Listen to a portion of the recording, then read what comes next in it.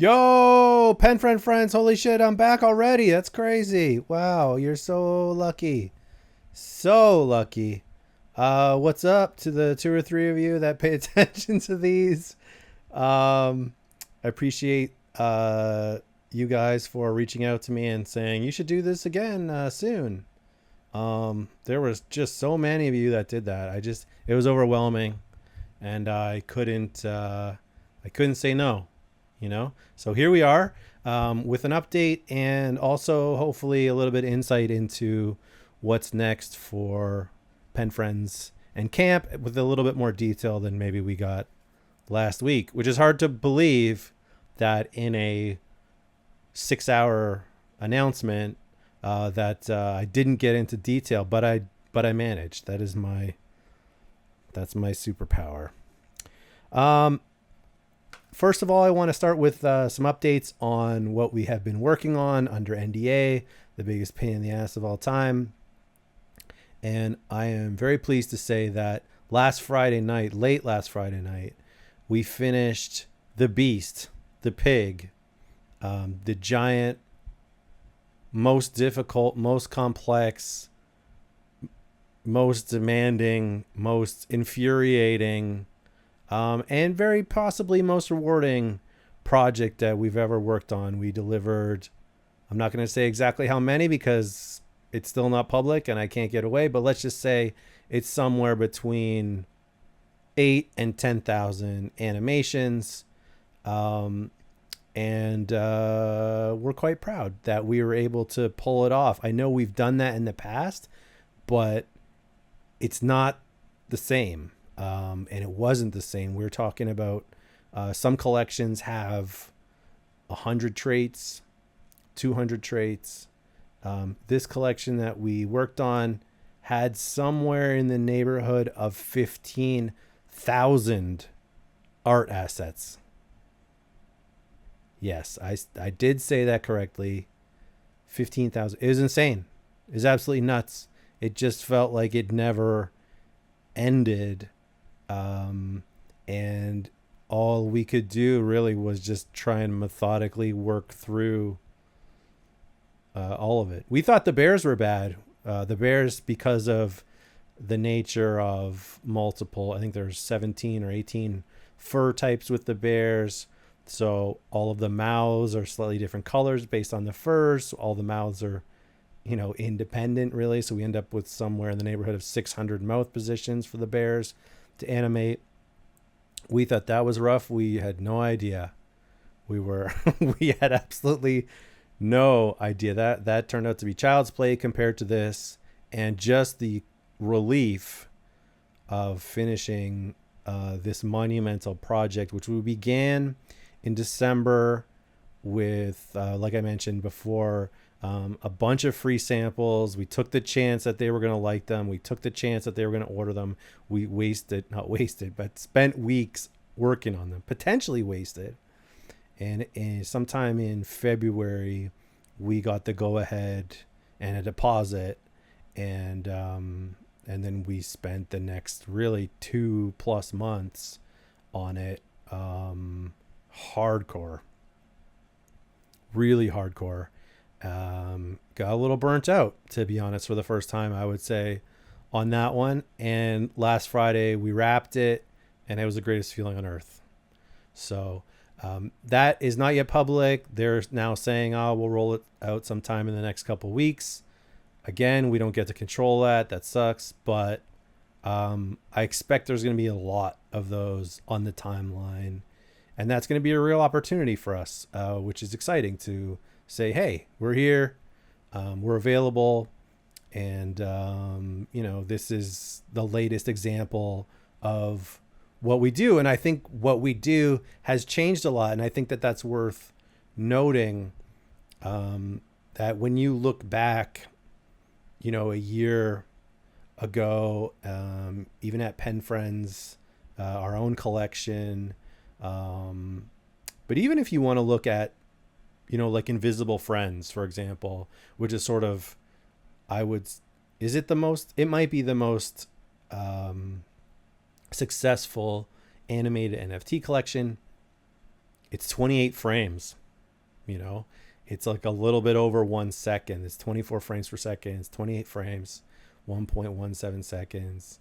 And I mean, first of all, those guys are brilliant. I love their work. What they do in that time is really impressive. They make the most out of every frame, and I think that that's hugely important. Um, but you know, that was sort of like a starting point, right? It's like, here's a 1.17 second loop, and now over the last year and change, you know, for us, like, we went 90 frames, which is a three for us, most of the time we work in 30 frames a second, so 90 frames typically is a 3 second loop for us. And progressively, collection by collection, we've taken all of the things that we've done to streamline the process, to make it faster for us, to make it easier for us.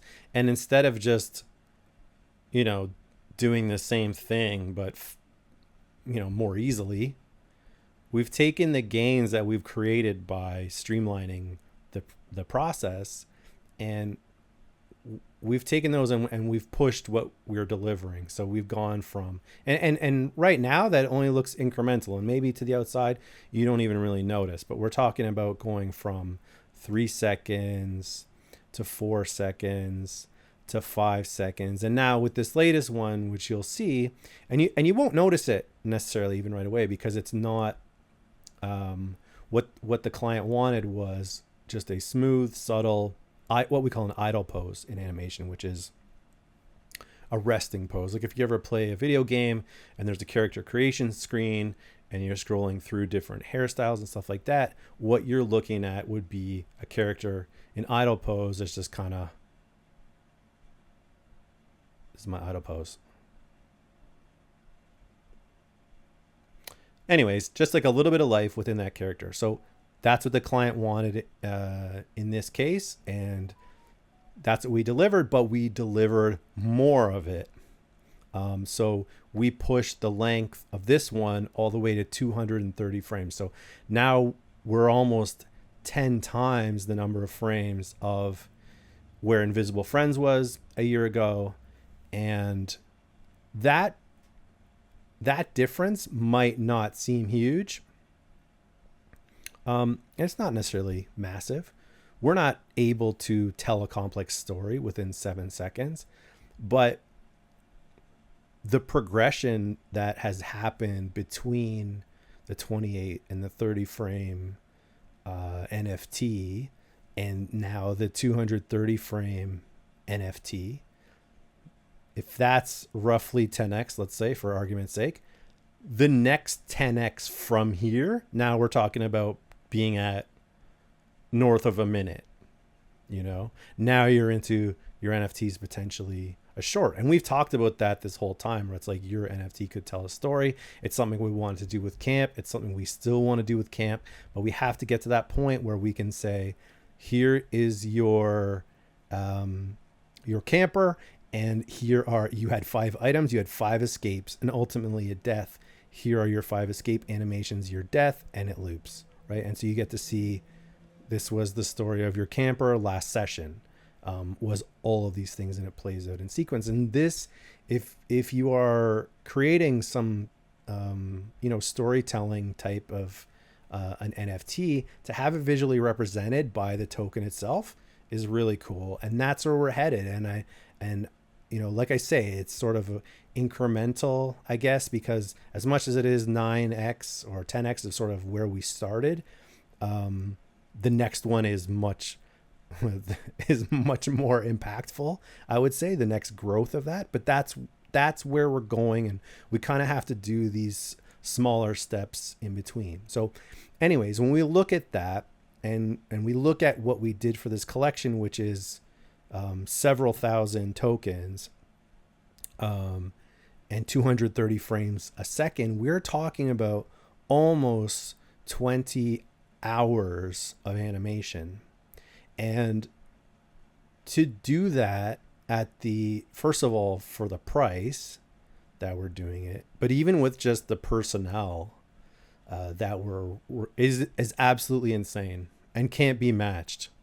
It doesn't happen anywhere. It's strictly not possible. So when you step back and you look at it and you say, we just did 20 hours of animation in 2 months. That's not a thing. You know what I mean? Maybe it could be possible if it was garbage, but it's like we did 20 hours of clean animation in 2 months and at a really low price. And so when you look at that and you think about what the potential of that is, and like, we're not plugging this into an AI. There's no shortcuts taken here. We've built this process and this engine that works this way, and we have spent thousands of hours developing it, and we are reaping the rewards of it, which is like, we're doing something that nobody else currently knows how to do, can do. And so we have that first mover advantage, and we have the advantage of we're it. Like, not only are we first, we're the only right now that know how to do that know how to do it efficiently, and that could turn it out economically. And does that currently require an insane amount of effort on the part of the team, which is a very small team? Yes, absolutely. Will that change over time? Yes, I expect that all of the gains that we have made in terms of being faster, being better, those will continue, because that's the only thing that really makes sense, is to expect those things to continue. And as much as if you're in the art side of things and animation to some degree, are you concerned about the advent of AI? Sure. Is it also an incredible tool at our disposal? Absolutely. Do I see a time where we are able to plug in, static art and spits out an animated version? Yes, I think that's for sure coming. And I think that will be sort of available to the average person through some type of interface. And initially it'll suck, and over time it'll get better. But that's okay. We're talking about one at a time. We're talking about there's going to take a while to get there. And ultimately, it is only going to take you from point A to B, right? Point B being your piece moves now. Your static art now has some motion to it. And to take it where we want to take these things, to have it have personality and audio, and to tell a story that changes over time and unfolds, that's something where we have at least a bit of a time before AI gets there on that. You know what I mean? I think that there are a bunch of things that have to fall into place. I think there's a lot of steps. As fast as AI is moving, I think there's a lot of steps that have to happen there. And so we have a head start in that regard. Now, does that mean that we are not going to take every opportunity to incorporate the benefits of AI into our workflow? No, absolutely. We do all the time, especially on like the script writing side. If, like me, for example, the last time I wrote a line of code before being in Web3 was like grade 3. It's writing basic if then type games and recording them to cassette tape. That's how boomerish I am.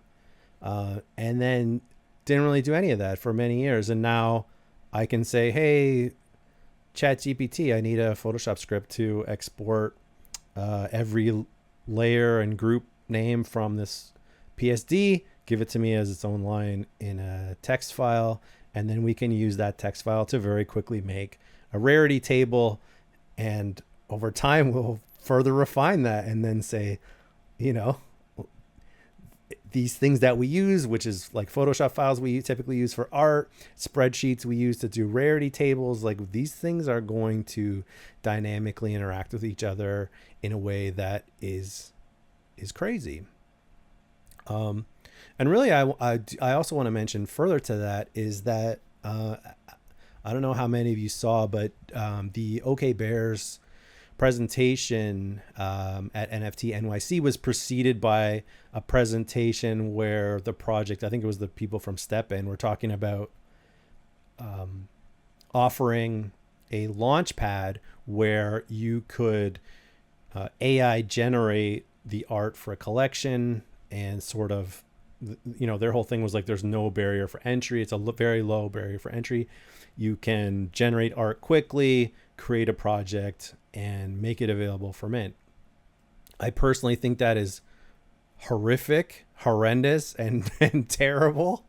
I think that there will just be such a saturate, like, I would say this, in the last couple of years, one of the differentiators between project offerings has been, does the art suck or does the art not suck? And the problem is that AI is getting really good. So you're going to have a whole bunch of projects where the art is pretty good because it's made by AI.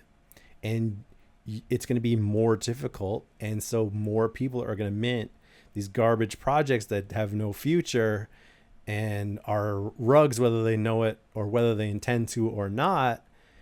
And it just muddies the waters, and you have this oversaturation that goes on. They don't care. You know, this project, this launchpad that's offering, they don't care because they get paid as long as people mint. For the space, it's bad because minting bad projects is bad for the space, period. You don't want that. So you don't want more bad projects that are difficult to distinguish from the good projects. That's a net negative for the space. I don't know how else to look at that. If I'm looking at that wrong, please tell me. But from my perspective, it's like, why would you want that for the space? Individually, you might want that as a cash grab, but collectively for the space, it feels like a big mistake. So I don't love that. But I think one of the consequences of that, or sort of one of the, I think that will put more emphasis on projects that came before, you know, projects that were quote unquote OG. And I know we weren't an OG project in the sense of being summer of 2021 or spring of 2021. But I think we're close enough, to be honest. I think we're near enough the beginning to say we're amongst, in that first, let's say, in that second wave of things where I think down the road that will pay dividends in some way, because there will be so much noise and so much garbage that there will be more value placed in things that preceded that, you know, where it's like, okay, these guys did this before it got easy to do it. So I think that matters. And I think it's going to get tricky, you know, I really do. And I think that what'll end up happening is that a launch pad like that will end up just being completely discounted. And maybe that's for the best, you know, and that there will be more sort of gatekeeping the way there was in the past. Magic Eden hasn't been so great at gatekeeping over the last year or so. But, you know, like we were rejected. We applied for Magic Eden Launchpad prior to mint. We were rejected. We watched as many other projects were accepted and rugged. I don't get it. I don't really understand the thought process there. Maybe it was influencer related.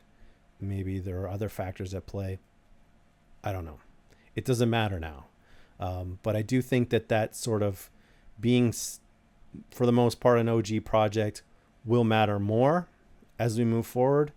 And that's great. And then also, as much as the developments in AI are going to mean noise, bullshit, rug, and also kind of obfuscate all of that in terms of what's legit, what isn't, it's going to get harder, right? As soon as it's like in the past, it was like, well, if the project has a good website, then I feel better about the project. Well, now it's easier than ever to code a good website. Spend an hour with AI and you're there. So these things that we looked for as indicators don't mean as much anymore. And as they mean less and less and less, where you put your trust, you have to look at different things than you did previously. So you look at things like doxing, which we've been doxed from the get-go. We didn't wait to get outed. We were always publicly doxed. And you look at when did you come into the space, how long you've been here for, what you've done in the meantime. And I think that there will be a lot of scrutiny for newer things, because I think we're going to see a lot of rugs as these things get easier and easier to make a really clean, nice looking website for a rug, really clean, nice looking art for a rug. Clever posts that were not written by a human, marketing materials. I mean, like, you name it. It's kind of there as like a paint by numbers rug system now, unfortunately, where AI can be weaponized to create rug after rug after rug, and each one will be more difficult to discern from the next. And that's unfortunate. That hurts all of us, the projects that are here for the long run, and all of the holders and traders, and you name it. You don't want to see that. And I see more and more of that coming. And I think that the result of it will be not only Launchpad trust being a major factor in terms of new projects, but also looking at OG projects and saying, these guys have been around for 3 years. So, you know what I mean? I don't have to worry about them. So I think that there's some sort of like inherent value to that, which I think is interesting. Anyway, I've talked about AI for long enough. Beyond this project, which we just finished, which is, like I said, just sort of a monumental task, and I'm very proud of the work that we did on it, and it is going to be all over the timeline. I think the holders are really going to like it, and it is set up to be an ongoing relationship with that project. So this is not the only animation that we will deliver to them. We're definitely going to need a lot of lead time on the next one, given how difficult this was, but a lot of that work that we did this time around, we can reuse for the next one. So we're not starting from scratch when we do the next one. And this is really how we wanted to work with, like, the bears, for example. Bears, if you're listening, we didn't want to just do that one thing and move on. We wanted to give you a GM and Wagbo and, happy Halloween, whatever the hell you wanted over time, because that helps us amortize our initial cost of doing the rigs and breaking apart the art and all that, menial initial labor and setup that is a little bit wasted if we don't reuse it down the line. And that's the same case with this project. We told them that initially, and they said, let's target this being an ongoing thing where we can potentially release things seasonally. And that interested us quite a bit. And actually, the two other projects that we are also working on, which we are also very close to wrapping up as well, they're kind of in the same boat where it's an ongoing thing. It's a series of collections, and I'll tell you as much as I can really about them without hopefully without violating that NDA, which is that we are part of a team there. 42 Hamsters is part of a team, which is, as you know, obviously Pen Friends by extension. And it is a very strong team, deep Web3 connections, lots of Web2 history, fully publicly doxed team. And those collections are going to be launching on a new platform that's coming out. And that one is a little bit similar to the other one, where it's an ongoing relationship where we are under contract for not just the initial launch, but several subsequent launches over, well, if everything goes well, it'll be at least 2 years. So that deal, for us, it's not massive financially, but it's really important as a sort of a baseline to give us some real stability in a way that we haven't had since Mint, where we're not looking from one project to, hey, what's next? And, you know, like, what does 2 and 3 months from now look like? It's like we kind of know,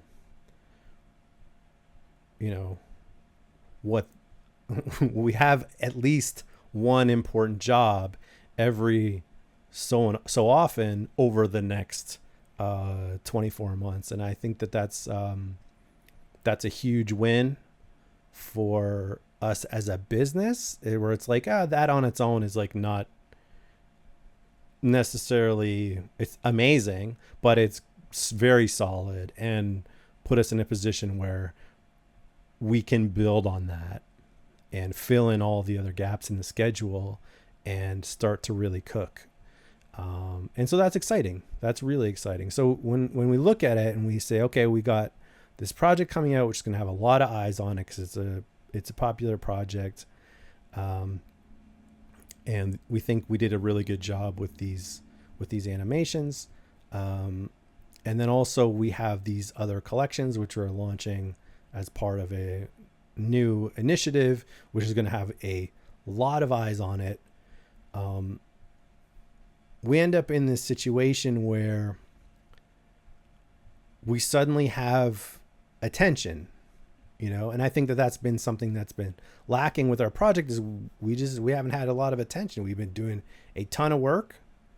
We've been making it work, I would say, financially, not necessarily like super prospering, but we're getting by.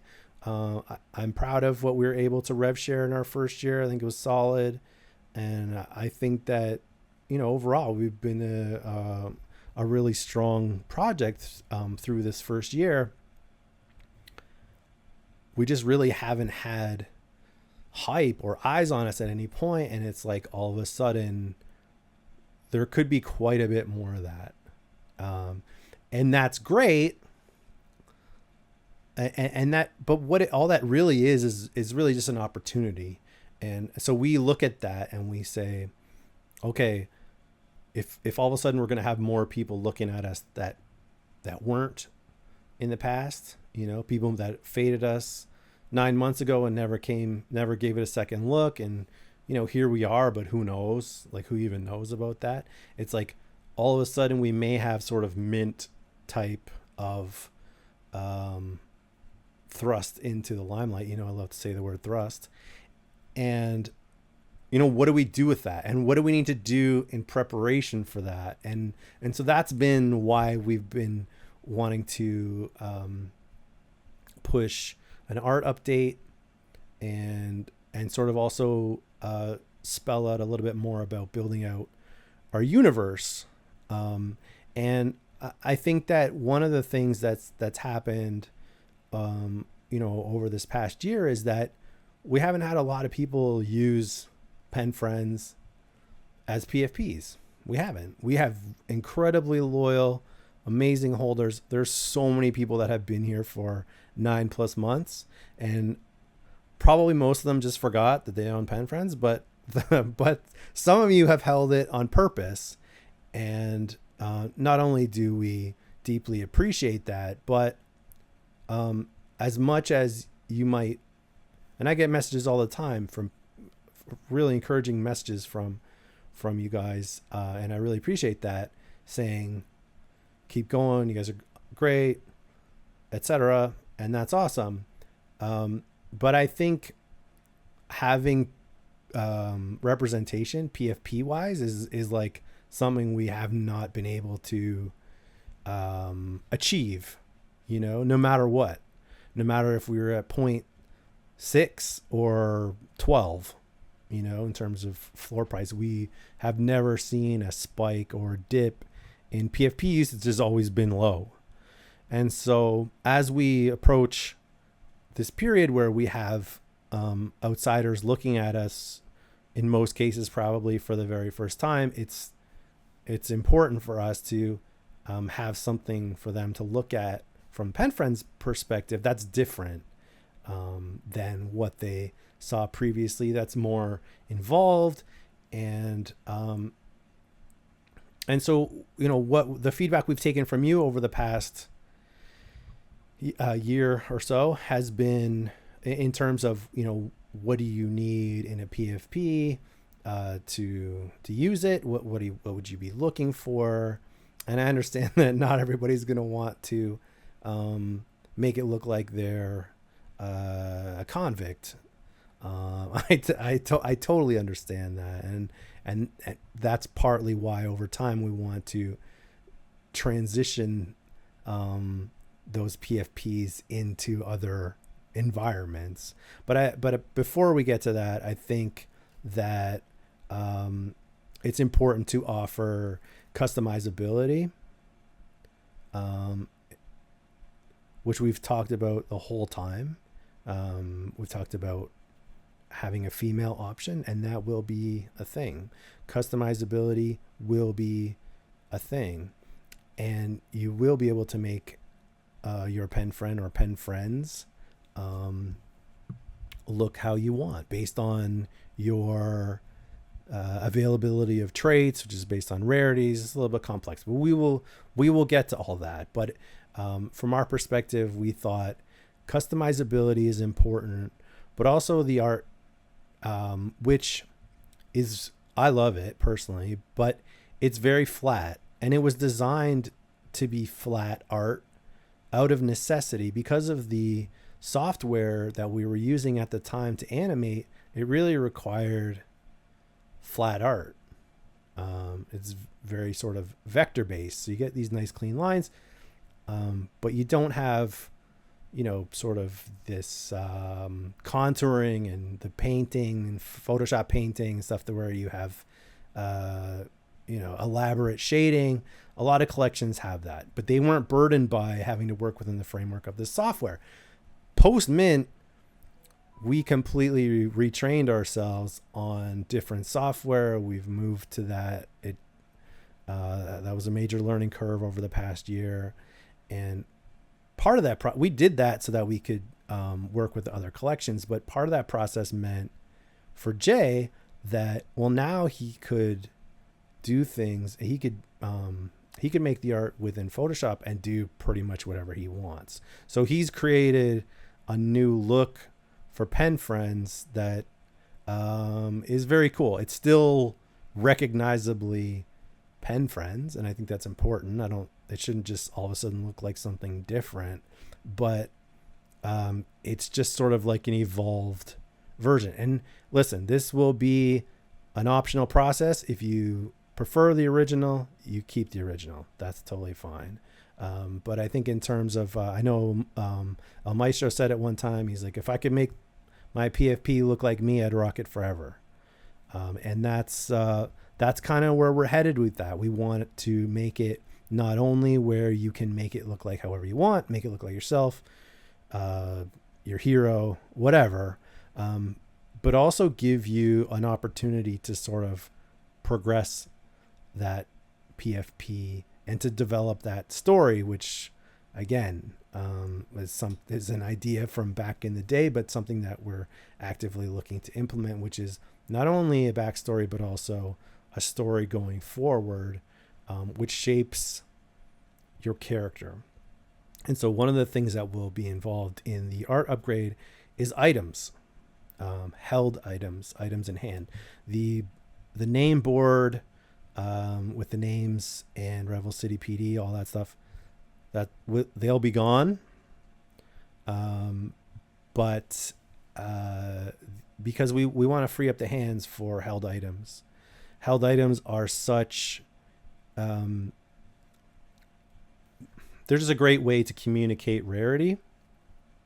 They're very visual, and we want to free those hands up for a variety of gestures and item holding type scenarios. So through items, we'll sort of tell the story of the character and also visually represent rarity and sort of put more importance on those of you that bought the rarest ones. They should stand out even more than they currently do. That's something we look back in retrospect and we say, man, like, there's a lot of collections that do a great job. D-Gods for one, you look at a bunch of them, straight away, this one is unique. It's an acid skin, whatever. Like, they're immediately identifiable. And that's something that we want to do. We don't want to fundamentally change, pen friends where they don't look like pen friends anymore, but we do want to give them a means of differentiation visually. That's fun and cool and makes you want to scroll through the collection again. Because I know that we all did that in the beginning, and then over time, like, I've pretty much seen everything at this point, and it's nice to have that be new again. And in the meantime, you didn't have to pay for a new mint. That's kind of sweet. So I think Jay's enjoying that. That's having time to work through that is part of is a benefit of doing all of this crazy work on these other projects and sort of finishing that. And Jay has been able to move into this art upgrade, which I hope you guys are going to like it. I'm going to start to share images and some sort of like rough animations of some of that stuff very soon. And we want your feedback on that. We don't necessarily want to just surprise, here it is. Hope you like it. I don't think that's really the way that we typically do things. We tend to ask you guys for input. We might completely ignore your input, but we'll definitely ask for it.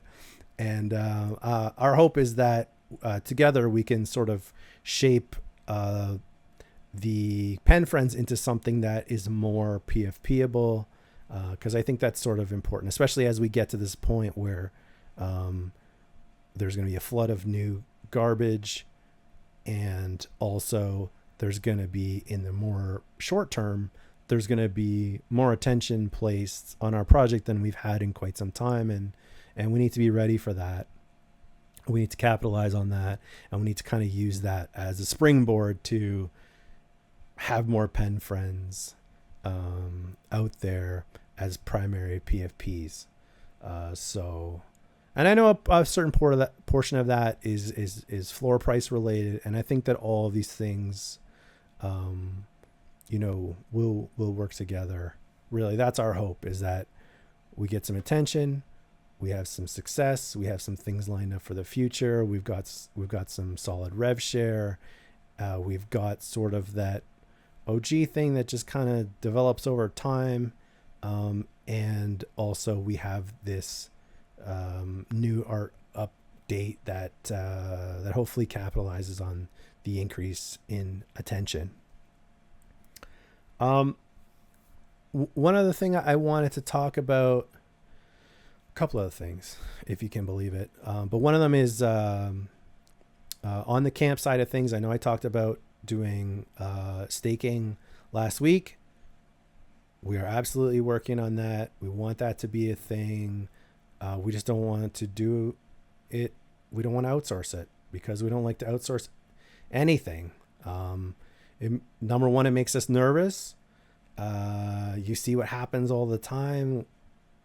Coach was talking about it today with the Astrals, some devs months after the fact, draining community wallet. You worry about these things, and as much as you can trust teams and work with them maybe over months, it's still a little bit of the Wild West out here, and that makes us nervous. So we move a little bit more slowly than we would like, but we develop as absolutely much as possible in-house. And the result is that we'll hopefully never have to send you a message like that. Hey, we got hacked. We got drained. We placed our trust somewhere we shouldn't have. I hope that continues. But that is moving forward. We're excited about camp coming back, and we're excited about a lot of things. And one thing that I am really truly excited about, and we haven't talked much about it, is the Amazon digital marketplace launch. And I know there's been some stuff out there on Twitter, and there's a lot of speculation, and people don't necessarily know exactly the details of what is going on, but the details to some extent don't matter. What we do know is that Amazon is getting into the NFT game in a major way. And I think it's the biggest thing that's happened in the last 2 years for NFTs, period. In terms of projects like I mentioned last week, a lot of this currently is about shuffling money around from one project to the other, and the whole ecosystem feels like it's shrinking, and it feels like it's moved on to the shit coins. And I know some people have done well there, but it's PvP, and for every winner there's a loser, and it's not good. Like, it's ultimately not necessarily a great thing, because while the winners will stay, some of the losers are going to leave. And so you're in a position where you're probably not really onboarding people to take on these high stakes. It's a bit of a mess currently. And I think if you looked at that on its own, you'd say, man, NFTs are in real trouble. NFTs are a bit of a punchline. NFTs are something that the general public, for the most part, doesn't understand the appeal of them, and mostly makes jokes about them, really, to be honest. And so that's not an attractive proposition. If you're an outsider, why would you want to go to that? And this is part of what I really like about Amazon's plan, which is they're kind of moving away or creating some separation between themselves and the NFT term. They're calling it a digital marketplace. They're not making it separate from Amazon.com. It's going to be part of Amazon.com. And they're going to do the thing that so many projects talk about doing. And they're going to do it. They're going to actually do it. That'll be the big change. So many projects want to be, a brand, want to be, you name it, content creators. They want to be high-end AAA games.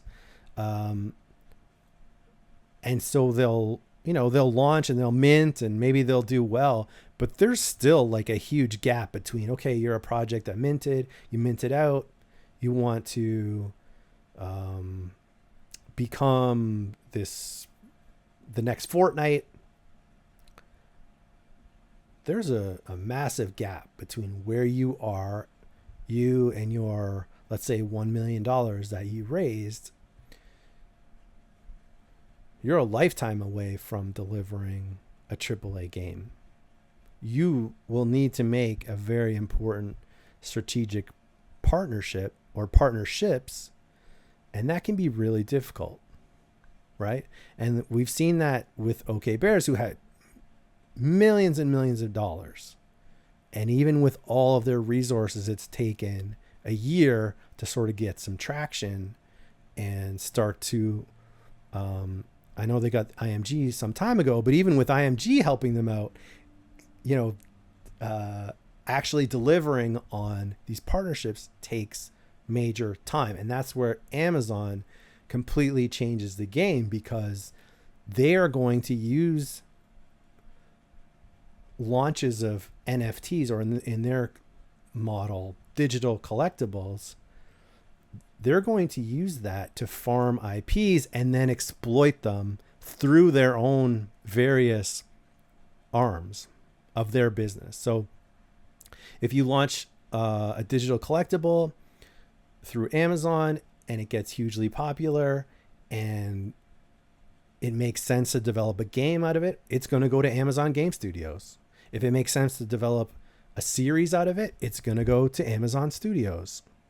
If it makes sense to have a physical line of merch, fashion, action figures, you name it, boom, Amazon. It's all in the same place. It's all under the one umbrella. So you have this direct line from IP to delivering series, games, merch, etc., etc. All of these things, all of the pie in the sky utility that NFT projects have been, you know, preaching for the last 2 years, but needed major help to get there.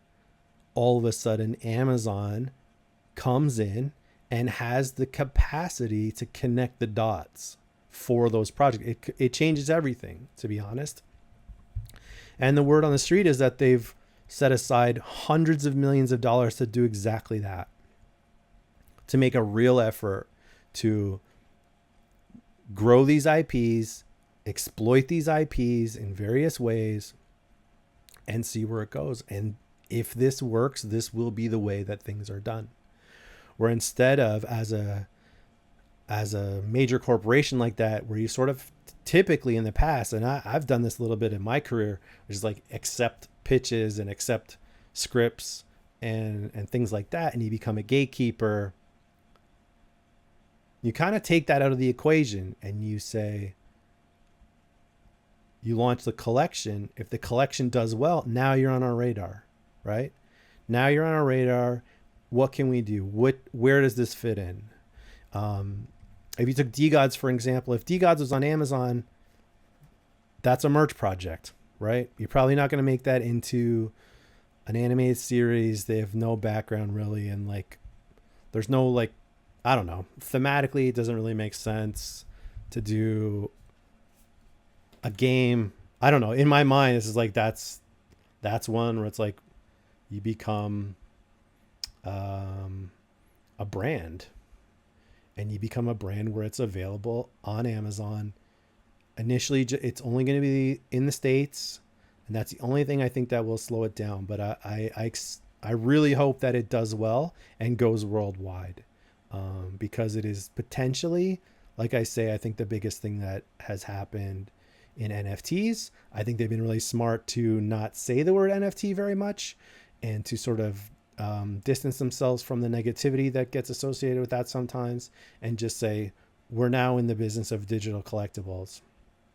And, you know, something that they are doing with the launch of these projects that are coming out is saying, if you're launching a digital collectible, you must also have a physical counterpart, you know, so it can't just be one. It has to be at least two things and have the potential to grow into a game or a show, you know? And I think that's really cool. You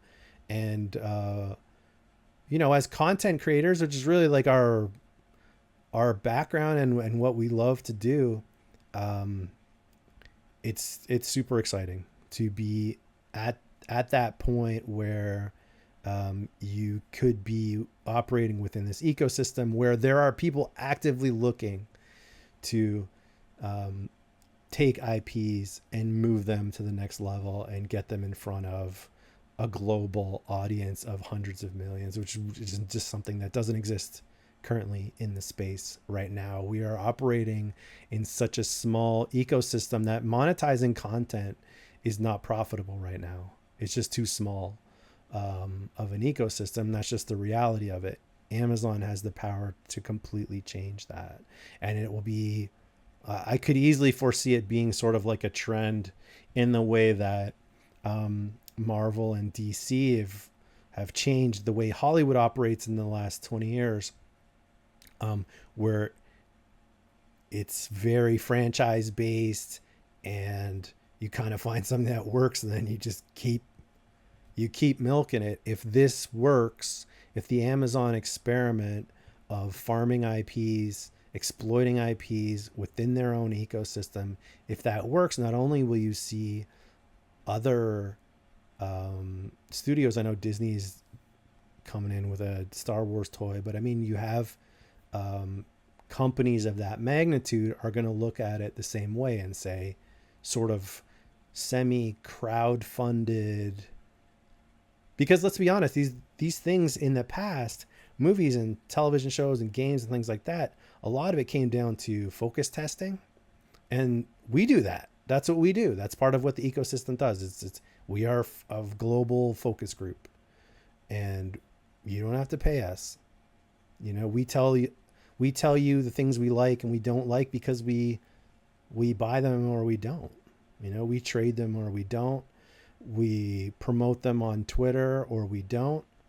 And so you have, really, these companies are going to have a lot of these sort of first gatekeeper type of tasks taken off their plate. We don't have to pay 20 grand, 50 grand to do this focus test. We'll just look at we'll just look at some analytics of Twitter. We'll just look at some analytics of, our own digital collectible marketplace and see, hey, where's this public sentiment? What's going on here? What do people like? Where do they see this going? And I think that that's really exciting. I think that's exciting for them because they feel like they're going to win more often. They're going to take fewer chances, because that's always the thing is like, you might, as an executive, you might love a script, you might love an idea, but until you get it in front of some regular people, you're not going to really know if it's going to hit or not. And that can be really dangerous. And so you end up having these multi-million-dollar gambles in terms of games, in terms of series, and you just want to mitigate that risk as much as possible. And you never think about NFTs as being a way to mitigate risk, but it actually is in this way. I personally believe that allowing the market to sort of identify for you where the opportunities are, it feels, if I was an Amazon exec, it would feel safer to me, because I could look at that and say, I feel more comfortable that there's something here, because I look at the numbers, I look at the breakdown, I look at everything, all the materials associated with this project or that project, and I feel like they can fill a void and that they can prosper as, as a game, as a series, as a feature, as a fashion brand, you name it. And I think that that's super cool and reason for major optimism at a time when we need that, to be honest. So I think the timing of that is really important. I'm not saying that we're involved in that in any capacity, but I'm also not saying that we're involved. Does that make any sense? Probably not. Maybe that's good. Anyways, additionally to all of this is we are also working behind the scenes on a Web 2 animation deal. And I know that's, who cares? Web 2, that's bullshit. But I think in the best interests of the company and the best interests of the project, these things are important. We need to be as stable as possible, as prolific as possible, and to diversify what we offer. And so I hope to have some news on that. It might be 2 months, to be honest, before we see something tangible there, but I hope not. But in the meantime, it's just there is a Web 2 deal that's sort of on the table that we're throwing our hat in the ring there and doing some work in preparation for that possibility. And I have a pretty good feeling that that's going to come together, and it's just going to be another part of this sort of another layer of stability as we move forward, of building upon this platform that we can grow from, which is really cool, and I'm excited about it. One last note, if you made it this far, congratulations, you're a legend. This is uncharted territory here. We're pushing 60 minutes. That's nuts. Anyways,